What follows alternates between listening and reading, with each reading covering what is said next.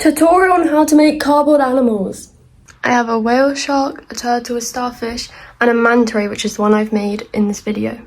Basically, I made this manta ray in this video and I gave a little tutorial along the way, so if you want to make one or if you don't, then please stay and watch. So first, well, you want to make sure you have enough cardboard because you're going to need enough to do the main thing depending on how big it is, and then for the spine as well, which you don't need a lot of cardboard for, but you do need a good amount. So I just have these extra pieces just in case, and then I have the other side of this box. It's literally just a flattened out shoebox, but you want to go on Safari, Google, Pinterest or anything and find either just the animal and you can work it out yourself, or an easy template like that, which will show you how the base needs to look, which is like this, and then copy it down and cut it out. Alright, so I've just done that. This is what it looks like, actually really good. Obviously these bits are loose, but I can just tape them on. So now you're gonna need your glue gun, or glue or whatever glue or tape you're using, but glue gun I recommend hot glue, and some cardboard, and you're gonna have to measure. Wait, for the sharks and everything, you just have to do the spine down the middle.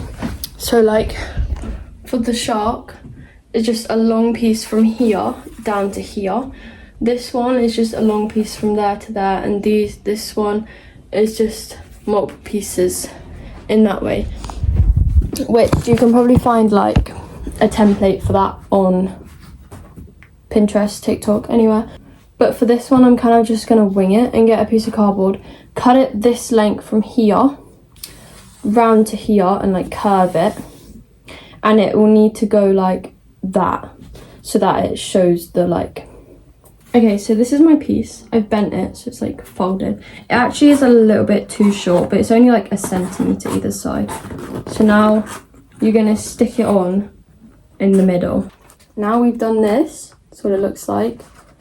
We're going to cut some straight strips like this. Right.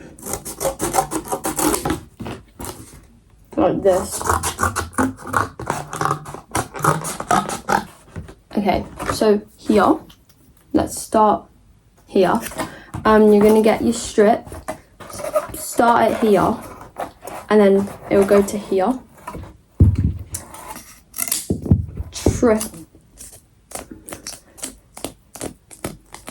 Bend it a little bit, and then you basically glue each side like that, and then you do it all the way.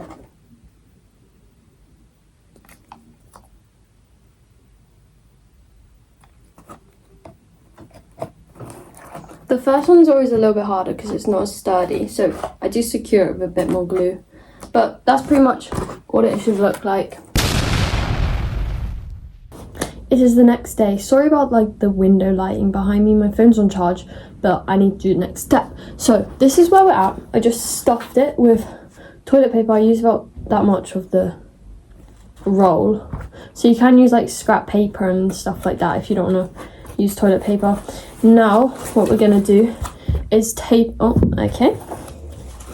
So now what we need to do is tape it all with masking tape. This is masking tape. I'm pretty sure it's called masking tape. It might be called something else, I don't know, but that's just what I've always called it. So you tape each section so it's all secure. But first I'm gonna stuff the what are these actually called? I don't know. These bits and the tail, you just do a line of tissue and then tape it round. What are you doing? So how I'm doing the little bits, if you're doing an animal that doesn't have sections that go off of the main build, then you just need to skip this step because you won't have anywhere that you need to do it. But basically, you just want to roll up a piece of tissue, put it on where it needs to go, and then if it's any tight corners or anything, just cut like a little snippet down it and it will fold over way easier. Like this. Boom. So that's what it looks like, and then you just add tape and then cut it wherever it needs to be folded over so it'll go easier. And then I'm just gonna add another piece at the back. Whenever there's a big bend, you can just cut the piece of tape and it will fold around it easier.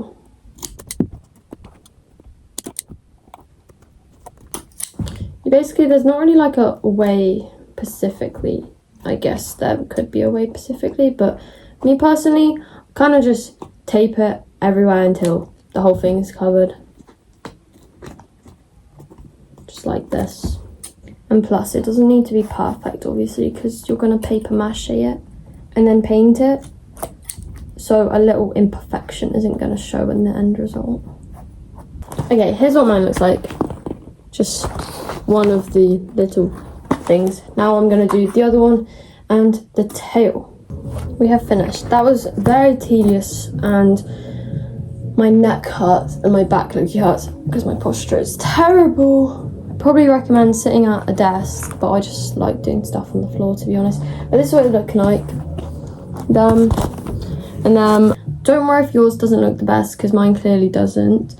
But it didn't on the other ones, and I just trusted the process and they turned out pretty good, so I think it's fine. Now what you're going to do is just get the tape and tape each section like them, but make sure there's no gaps, and tape the top and everywhere basically. You don't need to tape the bottom, but you can cover the whole bottom if you're gonna paper mache the whole bottom, but I don't because I stick them on my wall. It just depends. If you're gonna hang it, just have it as decoration, you're just making it because you wanna, or if you're gonna put it on your wall, then I wouldn't do anything on the bottom. This is what it looks like. I've basically done the whole thing, so we've just got this little section left.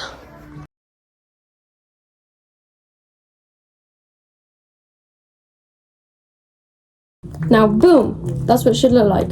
So this is when you see it like pretty much come together fully, because after you paper mache it, it will look pretty similar to this. Oh my god, probably do not make the same mistake as me and do it on your carpet, because loads of fluff and stuff will get stuck in it, but it's fine.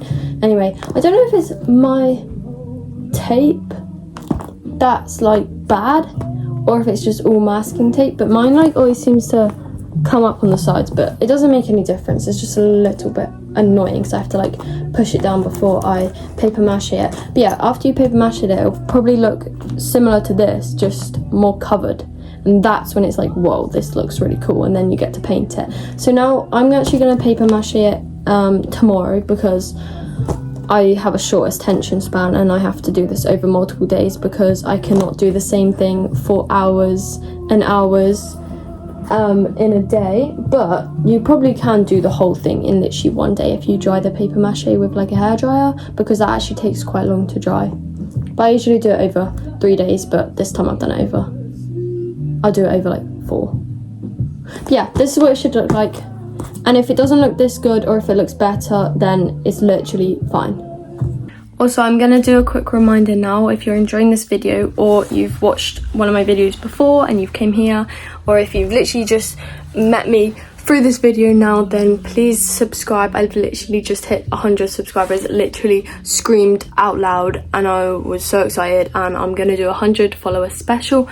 So I don't really know what I'll do for that. Let me know if you have any good ideas, and please like and comment your favourite emoji if you've got this far. It is time to paper mache the beautiful manta ray. So this step is easy for whatever animal you're doing, because it will be the same for everyone. But basically what I've got is I've got cardboard down for like my carpet, because I'm doing it on the floor obviously. Bye! Sorry, my sister's leaving for work. I'm resting it on a plate, so it's just like raised up a bit so I can get the corners. Obviously you don't need to do the underneath. And then I've got a little dish plate which we're gonna add water and PVA glue. This is just like a £2.50 one I've had for ages. I don't know where it's from. This is the PVA glue I'm using though. And then you can use tissue, newspaper, paper, toilet roll. I'm using just an old, oh my god, you can see my posture. I'm just using an old book from Tesco. I'm going to show you how I do it. So I have my plate with some water in it now, and we're going to get our PVA glue. All you need is literally like a tiny bit. Guys,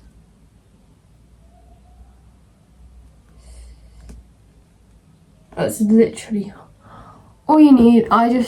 You can use a paintbrush doing this, by the way, if you don't want to get messy, but I personally just get the paper and put it through the pot using my hands, so I do end up quite messy after this. So I personally just mix the plate with my hands. It's not super messy, just your hands get like sticky and obviously wet. So it should still be very like water consistency, just looks a little bit milky now. So then to begin, I obviously need to rip a page out. You're just gonna rip sections off, wet it in the mixture, and genuinely just plop it on. There's no order you need to do this in, you just chuck it on. It will be very wet, but it will dry after. I don't actually know how long it takes to dry fully, but I usually just leave it overnight anyway.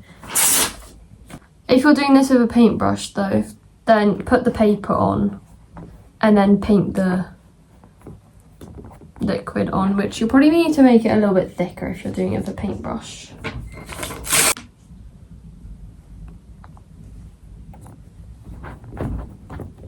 This is what it's looking like. You can see the section I've done. I'm going to do this while listening to music because it doesn't take super long, but it will be a bit boring to just do it in silence. Not gonna lie, I don't really know how I'm supposed to show you how to do the smaller parts, but I have finished the main thing. See, it's quite soggy right now. We just got the tail and the little, I actually don't know what these are. I still don't know what they are, but these little pieces as well. But I'm not gonna lie, I'm not very excited to do these parts because they're just very like annoying. What I'm gonna do is literally just dip it in and then like wrap small pieces around, which I think by doing that then I will be able to cover the whole thing. Oh yeah, so much for a tutorial, right? I don't know, just work out how to cover the little pieces if there's little bits going off of the main thing on whatever animal you're making. Boom. It was actually easier than I thought to do those small little tedious parts, but I feel like this is the worst looking one that I've made personally, but I'm sure all your guys's look amazing. But when it dries and after I paint it, it will like cover it all up, so I'm just like wetting parts that have risen up a tiny bit.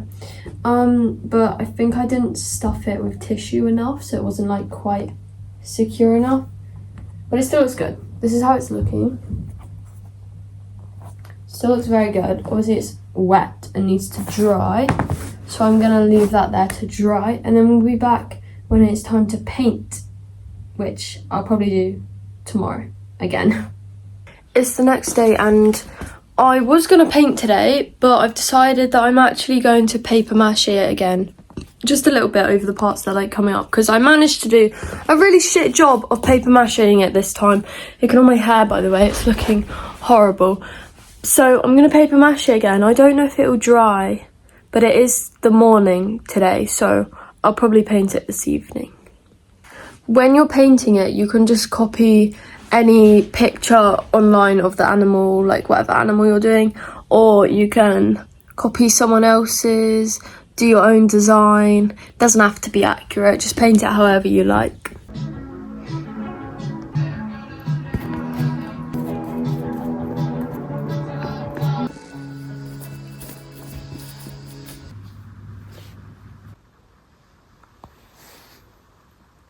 We are finally done.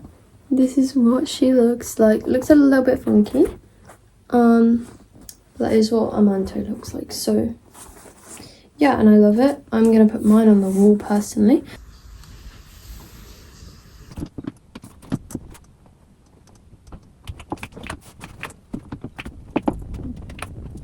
But I hope you guys enjoyed the video, and if you made one, then follow my TikTok and send me a photo of yours, because I'm very intrigued to see what it looks like. Make sure you like, subscribe, and thank you so much for watching.